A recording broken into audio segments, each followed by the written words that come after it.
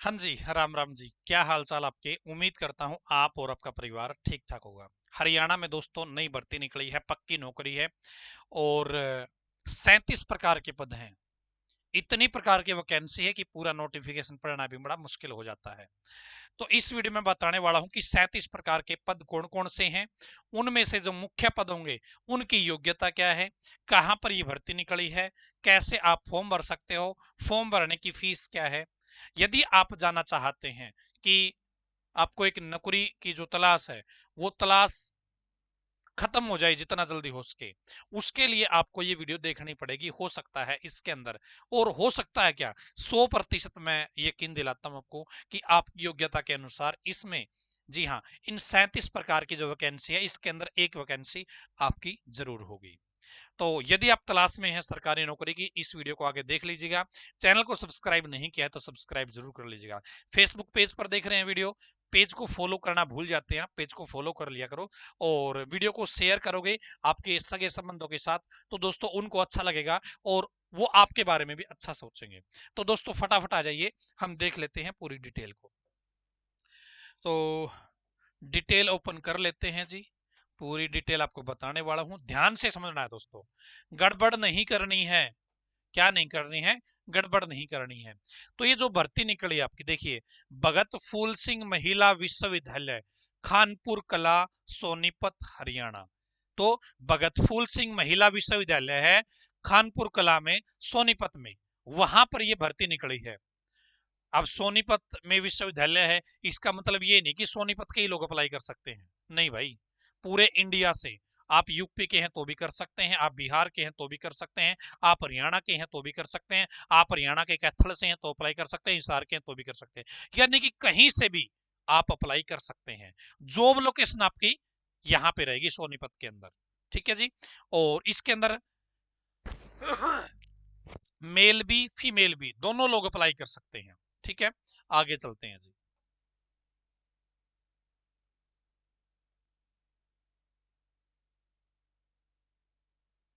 तो अब बात आती है कि फॉर्म कैसे भरा जाएगा। तो दोस्तों यहां पे आप देखेंगे ऑनलाइन फॉर्म है वो आपके भरे जाएंगे, ऑनलाइन फॉर्म है आपके भरे जाएंगे। ठीक है, नॉन टीचिंग टाइप की पोस्ट रहेगी, मैंने आपको बता ही दिया है। ठीक है, आगे चलते हैं जी। और फॉर्म कब से कब तक भरे जाएंगे? 22 मार्च से लेके 21 अप्रैल तक। जो ऑनलाइन फॉर्म भरे जाएंगे ना, 22 मार्च से लेके 21 अप्रैल तक आप आवेदन कर पाओगे जी। ठीक है, आगे चलते हैं जी। और ये भर्ती दोस्तों, कुछ इनमें से जो पोस्ट है ना, ये कुछ पोस्ट पहले भी निकली थी। Advertisement 201 2023, 246 2023, stands withdrawn and applicants who have already applied for the post against the said advertisement are required to fill up the fresh application form। जिन्होंने इन दो एडवर्टाइजमेंट के लिए पहले अप्लाई कर रखा था, उन अभ्यर्थियों को दोबारा से अप्लाई करना है यदि वो इंटरेस्ट रखते हैं तो। ठीक है, और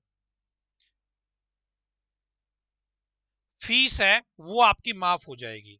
those candidate unwilling to participate in the recruitment process में apply for refund of fee. जिन्हें अपनी फीस वापस चाहिए है, जो फॉर्म अप्लाई नहीं करना चाहता लेकिन फीस उन्होंने पहले भर रखी है, वो फीस वापस चाहिए, तो उसके लिए वो अपनी फीस का रिफंड का प्रोसेस है वो कर सकते हैं। ठीक है, 15 मार्च से लेके 22 अप्रैल तक आप आवेदन कर सकते हो। आगे चलते हैं जी। तो अब ये देख लेते हैं जी, कौन कौन सी वैकेंसी इसके अंदर है। या मैं क्वालिफिकेशन के साथ वाली खोल लेता हूं, क्वालिफिकेशन के साथ वाली खोल लेते हैं।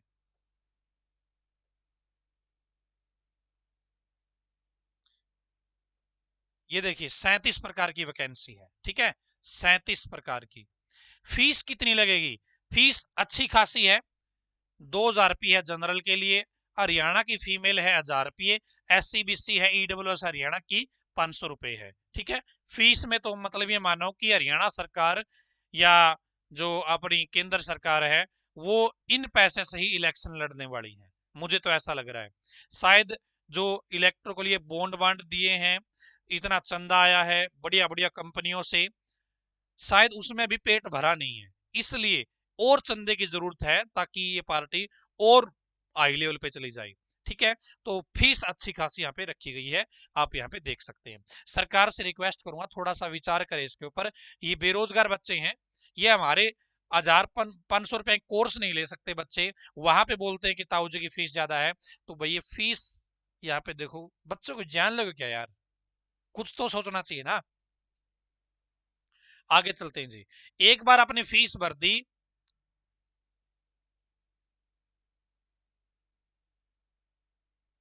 एक बच्चा यहाँ पे 37 प्रकार की वैकेंसी है, एक बच्चे के पास 3 प्रकार की, 2 प्रकार की, एक से ज्यादा पोस्ट में अप्लाई करना चाहता है तो अप्लाई कर सकता है।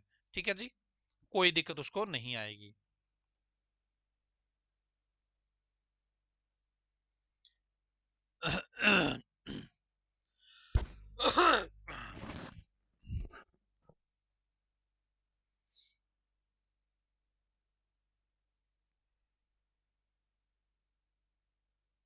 तो यहां से शुरू हो जाता है जी मामला पोस्ट का। ठीक है, मैं क्वालिफिकेशन बताऊंगा आपको मुख्य मुख्य पोस्ट की। ठीक है, तो सबसे पहले जो पोस्ट है वो है कंट्रोलर ऑफ एग्जामिनेशन। तो यहाँ पे आप क्वालिफिकेशन देख लीजिएगा, मास्टर डिग्री मांगी गई है, 55% नंबर है, 15 साल का एक्सपीरियंस होना जरूरी है। वर्कशॉप सुपरिटेंडेंट की मास्टर डिग्री होनी चाहिए, 60% नंबर जरूरी है। ठीक है, 5 साल का एक्सपीरियंस होना चाहिए। पीजीटी की वैकेंसी है, आप यहाँ पे देख सकते हैं। हिंदी या संस्कृत एक सब्जेक्ट 10वीं में जरूर होना चाहिए। एचटेट पास होना चाहिए दोस्तों, लेवल 3 का। और गुड एकेडमिक रिकॉर्ड होना चाहिए, 50% मार्क होने चाहिए। ठीक है, 12th में, ग्रेजुएशन में, पोस्ट ग्रेजुएशन में। ठीक है, और आपकी जो सब्जेक्ट की कंडीशन होती है वो आपके पास में होनी चाहिए। ठीक है, आगे चलिए। टीजीटी की वैकेंसी आपके लिए रखी गई है, बैचलर डिग्री होनी चाहिए, 50% नंबर जरूरी है, रिलेटेड सब्जेक्ट में बीएड होनी चाहिए, एचटेट आपका होना चाहिए दोस्तों। उसके बाद में सुपरिटेंडेंट की है, बैचलर डिग्री होनी चाहिए, 8 साल का एक्सपीरियंस होना चाहिए। फिर है सीनियर लाइब्रेरी असिस्टेंट, तो यहाँ पे मास्टर इन लाइब्रेरी साइंस होनी चाहिए, विद 55% नंबर होने चाहिए। जूनियर इंजीनियर की वैकेंसी है, 3 साल का डिप्लोमा मांगा गया है दोस्तों।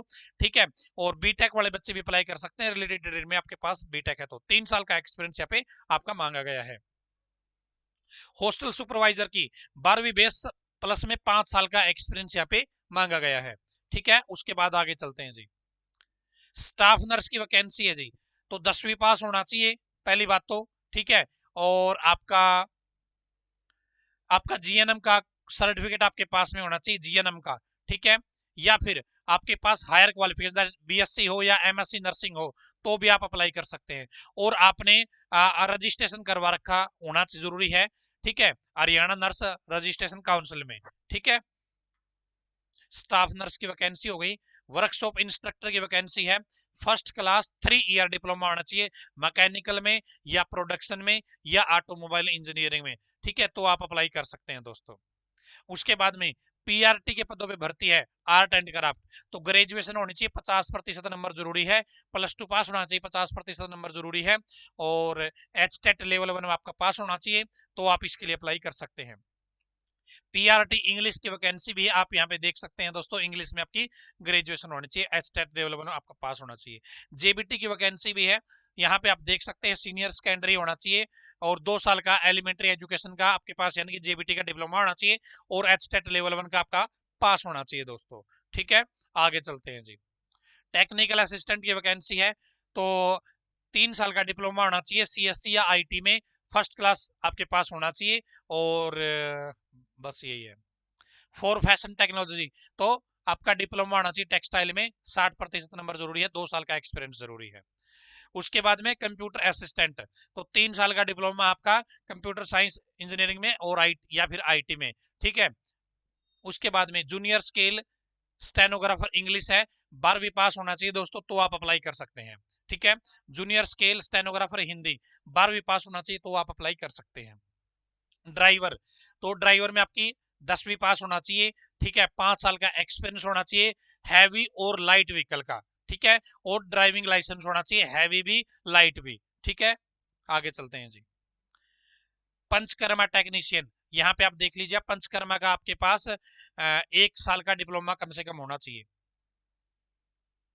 अकाउंट्स क्लर्क है, 12वीं पास अप्लाई कर सकते हैं जी, अकाउंट्स क्लर्क 12वीं पास अप्लाई कर सकते हैं।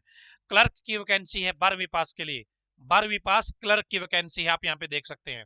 ठीक है, लैब अटेंडेंट ग्रेजुएशन होनी चाहिए दोस्तों। ठीक है, ग्रेजुएशन होनी चाहिए या फिर +2 विद ITI होनी चाहिए। ठीक है, आगे चलते हैं जी।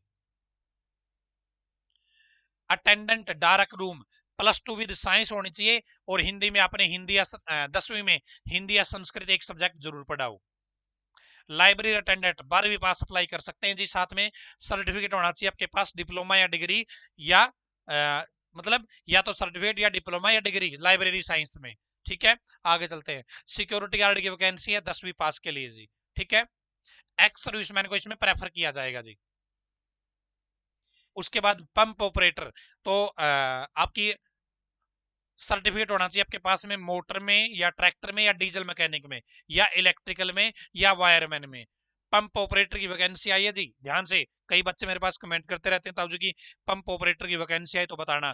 तो पंप ऑपरेटर की वैकेंसी आई है भाई। ठीक है, ध्यान दे लेना। आपके आपको किस टाइप की जॉब की जरूरत है, आप मुझे कमेंट में जरूर बताइएगा। यहां तक वीडियो देख रहे हैं, आगे भी और भी, अभी तो 27वीं पे आया हूं। 37 प्रकार की वैकेंसी है। या आप मुझे ये बता दीजिएगा कि आप किस प्रकार की जॉब की तलाश में है, और आपको इसमें कोई मिली है क्या जॉब आपके लिए अभी तक। कमेंट में मुझे जरूर बताना। इस वीडियो को शेयर कर देना। हो सकता है आपके चाचा की लड़की, आपकी बुआ की लड़की, आपकी भाभी, कोई आपके चाचा ताऊ में कोई बहन भाई कोई स्टाफ नर्स का कोर्स कर रखा हो, वो लग जाएगा। किसी ने लैब अटेंडेंट का कोर्स कर रखा हो, किसी ने कंप्यूटर कोर्स कर रखा हो, वो लग जाएगा। इस वीडियो को ज्यादा ज्यादा शेयर करना है दोस्तों। ठीक है, आगे चलिए। हाँ जी,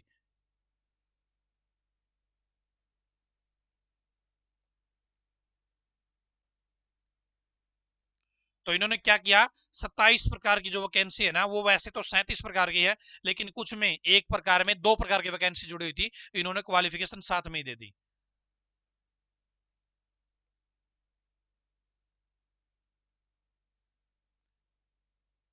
ठीक है ना, तो ये या तो इसमें कोई पेज मिस है। वैकेंसी आपकी 37 प्रकार की, लेकिन यहाँ पे आपकी 27 प्रकार की डिटेल दी गई है। ठीक है,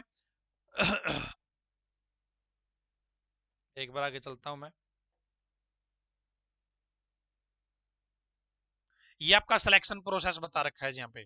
ठीक है, सभी का अलग अलग से बता रखा है कि किस पोस्ट में क्या योग्यता आपकी मांगी गई है। इसकी जो सिलेक्शन प्रोसेस है, इसकी वीडियो मैं बाद में बनाऊंगा, क्योंकि लंबी वीडियो हो जाएगी ज्यादा, तो दिक्कत आएगी। इसलिए अभी तो आपने देखा कि मैं थोड़ा सा एक बार पोस्ट तो आपको दिखाई देता हूं मैं यहाँ पे, जो बच गई वो कौन कौन सी पोस्ट है। पे स्केल की बात भी कर लेते हैं।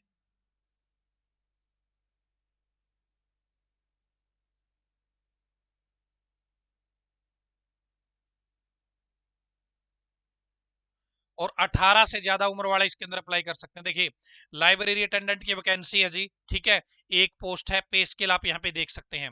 उसके बाद में clerk clerk cum data entry operator level 2 की सैलरी दी जाएगी, एक पोस्ट है जी। कंप्यूटर असिस्टेंट की एक पोस्ट है जी। टेक्निकल असिस्टेंट की 2 पोस्ट है जी। सीनियर लाइब्रेरी असिस्टेंट की एक पोस्ट है। सुपरिटेंडेंट की एक पोस्ट है। ठीक है, सिक्योरिटी गार्ड की एक पोस्ट है। लाइब्रेरी अटेंडेंट की एक पोस्ट है। यानी कि दोबारा डाली हुई है ना, तो ये अलग कैटेगरी की दिखा दी या अलग उसकी दिखा दी। Clerk cum data entry operator है, टेक्निकल असिस्टेंट है, कंप्यूटर असिस्टेंट है, सीनियर लाइब्रेरी असिस्टेंट है। पे स्किल साथ में दे रखा है। मैं ये जो पीडीएफ है ना टेलीग्राम पे शेयर कर दूंगा। अपना टेलीग्राम ग्रुप है ना, वहां पे मैं शेयर कर दूंगा। वहां से आप इसको चेकआउट कर लीजिएगा। ठीक है, वहां पे आप इसको चेकआउट कर लीजिएगा। 27 प्रकार की योग्यताओं के आधार पे, जी हाँ, 27 प्रकार की योग्यताओं के आधार पे भर्ती आई हुई है। और आपके पास यार 27 में से एक भी नहीं मिलेगी क्या, वो आप कमेंट बॉक्स में मुझे बताइएगा कि आपकी योग्यता क्या है। ठीक है, 18 से ज्यादा उम्र वाले बच्चे इसके अंदर अप्लाई कर सकते हैं। पक्की नौकरी है, रेगुलर नौकरी है। ठीक है, सोनीपत के अंदर जॉब लोकेशन रहेगी। अप्लाई पूरे इंडिया से कोई भी कर सकता है, मेल भी फीमेल भी। फीस मैंने बताई दी है, और लास्ट डेट मैंने बताई आपकी 22 अप्रैल लास्ट डेट रहेगी। ठीक है, 21 अप्रैल लास्ट डेट रहेगी जी। तो यदि आपके पास योग्यता है तो जरूर अप्लाई कर लीजिएगा। आप अन्य भर्तियों की जानकारी पाना चाहते हैं तो चैनल को सब्सक्राइब करके फेसबुक पेज को फॉलो करके आप मुझसे जुड़े रहिएगा। अगली वीडियो में स्पेशल आपके लिए लेके आने वाला हूं। आप मेरे साथ व्हाट्सएप पे भी कनेक्ट हो सकते हैं।